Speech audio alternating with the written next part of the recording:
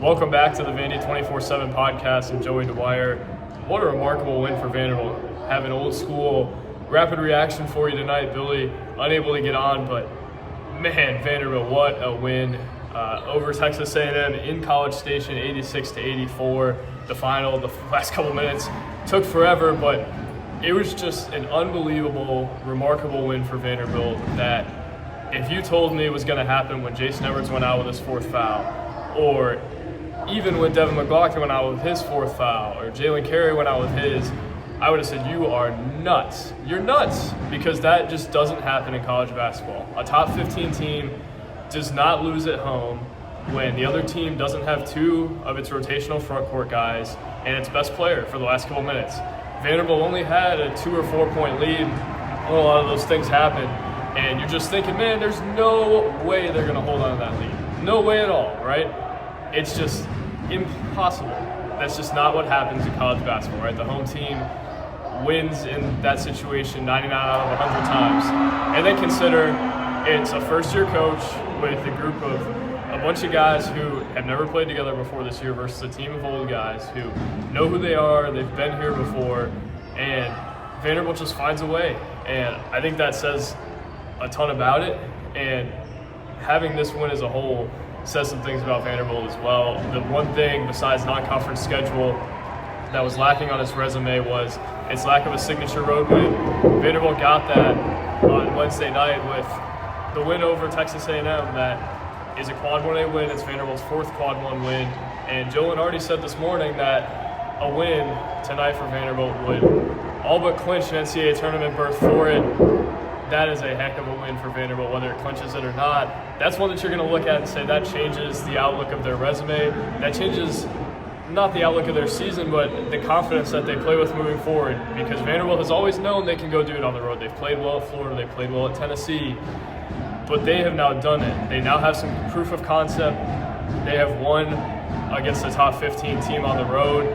And you have to give a shout out to J.Q. Roberts for that. I think he only had 2 points tonight, but he played more minutes than he has just about all season, had 4 rebounds, had 2 fouls to give, right? But I thought that dunk he had was one of the biggest plays of the game.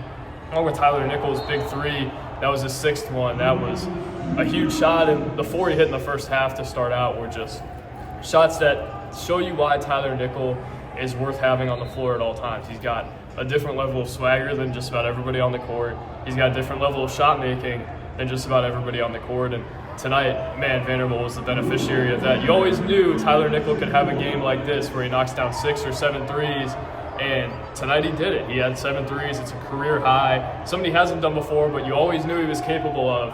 I mean, that is a real thing for Vanderbilt, that it needs to unlock Tyler Nichols in games like this.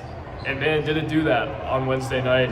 Vanderbilt was out-rebounded by 12. It didn't have a lot of its guys on the stretch. It was a 6.5-point underdog on the road, and it found a way to win because of what guys like Tyler Nichols did. And if you couldn't tell, I'm in the bowels of Lipscomb's Allen Arena tonight. Lipscomb fighting for the ASUN regular season title based off how freaking loud it is. It sounds like they're about to get it, but we'll have to wrap it up soon, I guess, so we can go tend to that. But MJ Collins, another guy worth mentioning tonight, 16 points, 4-7 shooting, got to the line 11 times.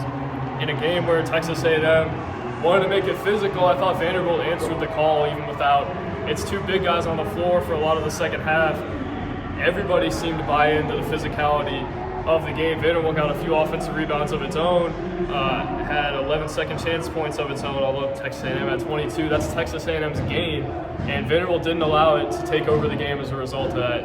And you got to give J.Q. Roberts a lot of credit for that. You got to give a lot of guys positionally a lot of credit for that as well. That's where Texas A&M is so good, is that it's not just their bigs who are willing to rebound, it's everybody. It's their guards, it's their other forwards. Everybody is willing to rebound, and man, what a night for Vanderbilt hoops. What a night for J.Q. Roberts. What a night for Tyler Nichols.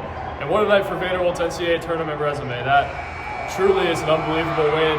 And I'm going to have to get rolling here. It sounds like the buzzer just sounded, but Lipscomb finds a way to win the ASUN regular season title. But that's not the story in the town tonight. Vanderbilt might have just wrapped up its NCAA tournament resume. We'll talk a lot more in the coming days. Wanted to get something quick out. An unbelievable win for Vanderbilt that changes things around here. So Vanderbilt's got 3 more home games and feels like the pressure's off in a lot of ways. It has 7 SEC wins, and man, is it rolling right now. So thank you guys for watching. God bless, and we'll talk soon. Peace.